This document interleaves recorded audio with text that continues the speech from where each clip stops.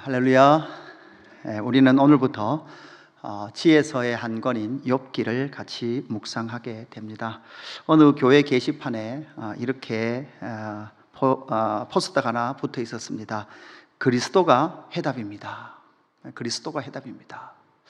근데 그 밑에다가 누가 하나 이렇게 볼펜으로 장난을 치듯이 글을 적어놨습니다. 맞다. 그런데 문제가 뭐였습니까? 이렇게 물었던 거예요. 그리스도라는 정답은 있는데 무슨 문제였지? 무슨 문제가 나왔길래 그리스도가 정답입니까? 라는 그 문제 해답에 대한 반대 질문 다시 하는 그러한 내용이었습니다. 우리 이 시대의 현대 사상은 원인과 결과가 정확하게 일치해야 되는 그런 시대를 살아가고 있습니다. 그러니까 과학주의라는 것은 어떠한 현상이 있다면 그러한 원인이 무엇인지를 정확하게 읽어낼 수 있다라는 생각이 현대주의의 생각이죠. 레슬리 유비긴이라는 사람은 현대과학주의의 세계관이 바로 이런 세계관이다라는 거죠. 문제의 원인을 파악해서 과학적인 해결책을 제시해야 된다라고 주장을 하는 그런 세계관 속에 우리가 살아갑니다. 그런데 우리가 이런 과학주의적 현대 세계관에 대한 생각을 한 번만 자세히 해본다면 과연 우리에게 나타나는 모든 이 현상들의 원인을 다 파악할 수 있는가?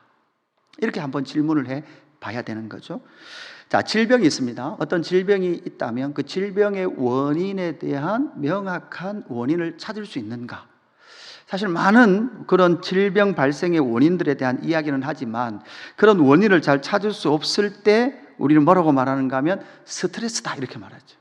과연 스트레스가 직접적으로 그 질병의 무슨 원인이 되는지 우리는 사실은 정확하게 읽어낼 수 없는 것이 단지 가장 의학적 기술, 과학적인 많은 영역이 들어가 있는 의학에서도 사실은 그 원인을 정확하게 파악할 수 없는 것이 현실인 거죠. 그래서 해결책 없는 문제들로 사실은 이 세상은 넘쳐납니다. 이렇게 하면 돼 라고 말하지만 그렇게 단순하지 않다라는 것을 우리는 많은 것을 통해서 알게 됩니다. 한국 사회는 대표적인 게 무엇입니까? 예를 들어 아파트값, 집값 이렇게 하면 돼 라고 말하면서 집값을 안정시키는 많은 그러한 대안들이 나오지만 그것을 잘 해결하지 못하는 것이 바로 이 사회, 한국 사회의 특징이었던 거죠. 지금 무엇을 말씀하고 있는가 하면 현대과학주의적 세계관, 원인을 정확하게 알고 그 원인에 따라 대응을 하면 결과가 나온다는 이 세계관은 이때 우리의 이 땅의 삶의 많은 현상들을 사실은 온전히 설명해내지 못한다라는 것이죠. 왜 서로는 이렇게 길게 말씀드리는가 하면 사실 욥기라는 책이 지금 그 이야기를 하고 있는 책입니다. 욥기, 시편, 잠언, 전도서, 아가서 이렇게 연결되잖아요. 그러니까 사실 이 시가서 5권도 사실은 저술의 순서대로 거의 배치가 됐습니다. 욥기가 가장 먼저 아브라함의 그 족장 시대를 같이 살아갔던 욥의 이야기죠. 근데 가만히 보면 이 5권, 욥기, 시편, 잠언, 전도서, 아가서라고 말하는 이 책들을 가만히 보면 이렇게 많이 이야기합니다. 그럼 잠언이라는 것은 어떻습니까? 잠언은 규범적 지혜입니다. 이 규범적 지혜라는 말은 이렇게 하면 돼 라고 말하는 규범적 지혜죠. 사실 이 규범적 지혜는 언제 많이 있습니까? 규범을 배워가는 학생들, 자녀들이 이 규범적 지혜를 배워가죠. 그래서 사실은 이 땅에 일어나는 많은 일들의 그 규칙을 사실 우리도 찾을 수 있습니다. 모든 규칙을 다 찾을 수 없다는 말이 아니라 대부분은 규칙이 있습니다. 그런데 그 규칙을 찾아서 그 규칙의 지혜 속에 자라가는 우리 아이들을 양육하기 위해서 우리는 잠언을 읽으면서 규범적 지혜를 찾아가죠. 그러나 반대로 그런 규칙과 규범으로 이 세상을 다 설명할 수 있는가? 그것은 이 세상의 모든 현상들을 규칙과 규범으로 설명할 수 없다라는 또 한 책의 시작이 전도서고 그 전도서의 클라이막스는 사실 욥기라는 이 책을 통해서 그 규범으로 규칙으로 다 이 땅의 현상은 설명할 수 없다라고 말하고 있는 이걸 반성적 지혜다 이렇게 말합니다. 반성적 지혜. 우리가 욥기를 묵상하면서 이 두 단어를 잘 기억해야 됩니다. 규범적 지혜, 그 다음 반대로 반성적 지혜라는 거죠. 규범에 들어오지 않은 수많은 지혜들이 있다는 거죠. 자, 우리가 종교 신앙생활을 하다 보면 자꾸 종교적 틀 속에 우리는 신앙을 생각하려고 해요. 맞습니다. 규범이 있습니다. 규칙이 있습니다. 그러나 이 신앙은 규칙 규범 밖에도 있습니다. 그 규범 밖에서 찾는 지혜도 있는 것이죠.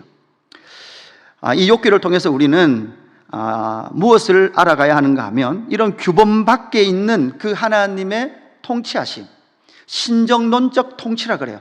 과연 하나님의 통치가 이 땅 가운데 있는가? 인간이 생각하고 있는, 인간이 최대한 생각할 수 있는 그 규범이라는 틀 밖에서 일하시는 하나님을 인간은 과연 이해할 수 있는가라는 주제를 가지고 사실 욥기라는 책을 써 가고 있는 것이죠.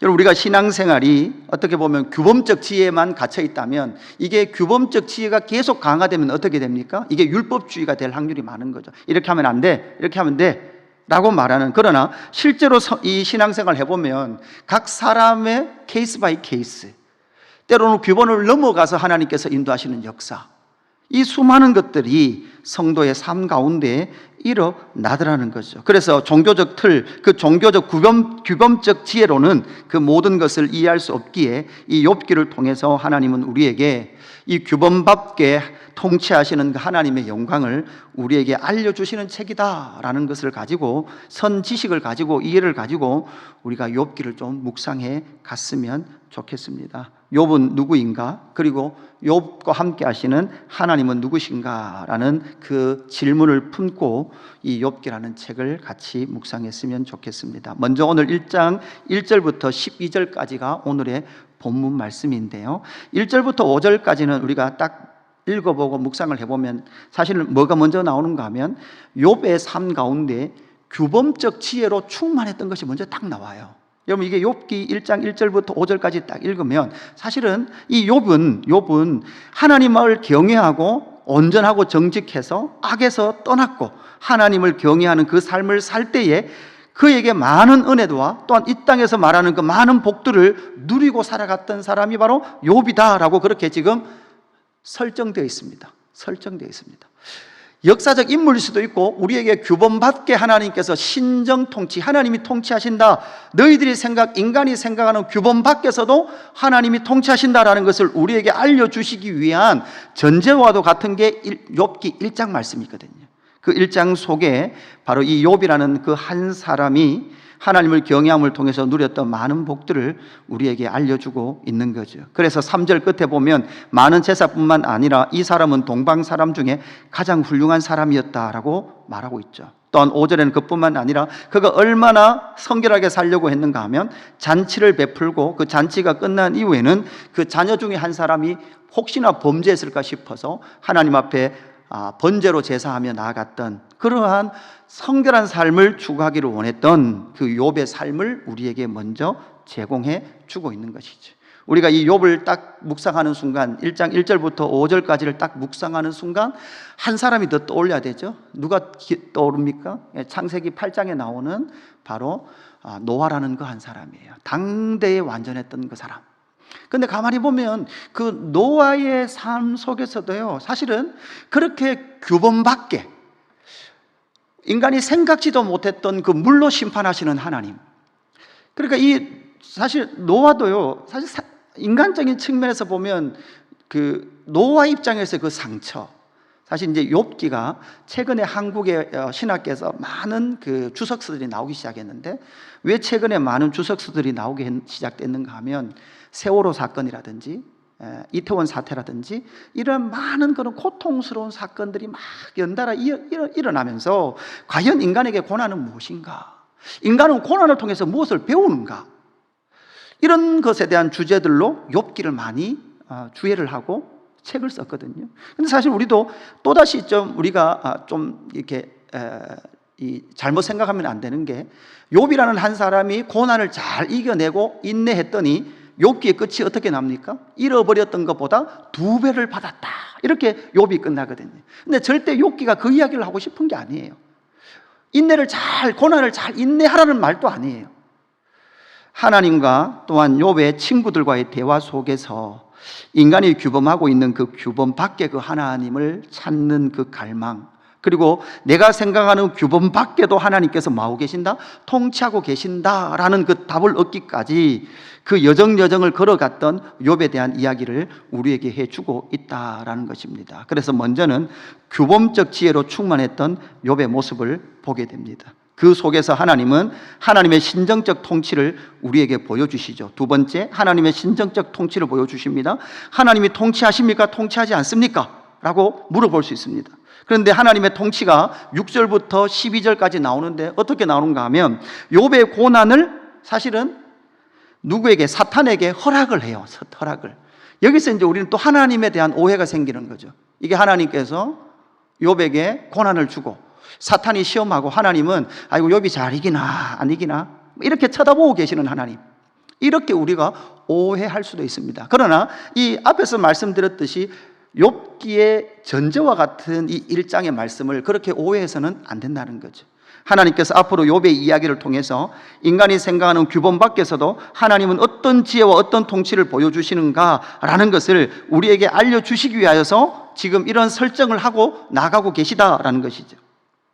인간의 고난과 고통에 대하여서 인과응보다, 우연이다, 업보다 이렇게 어떻게든 인간은 뭐하고 싶습니까? 설명하고 싶습니다.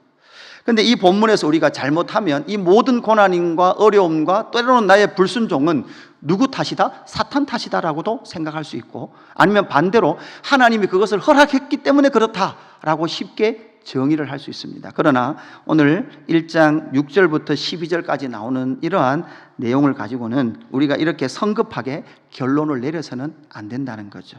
우리가 좀 천천히 찬찬히 앞으로 욥기 이야기가 어떻게 펼쳐가는지를 우리가 살펴보면서 성경의 역사 속에 등장하시는 그 하나님, 그 하나님께서 어떻게 통치하시는지를 우리는 하나씩 이해해가고 우리도 함께 뭐 해야 됩니까? 질문을 던지면서 나가게 된다라는 것입니다. 세 번째 하나만 더 생각해 보면 9절 말씀이 핵심인데요. 9절이 사탄이 여호와께 대답하여 이르되 욥이 어찌 까닭없이 하나님을 경외하리이까, 이 말이에요.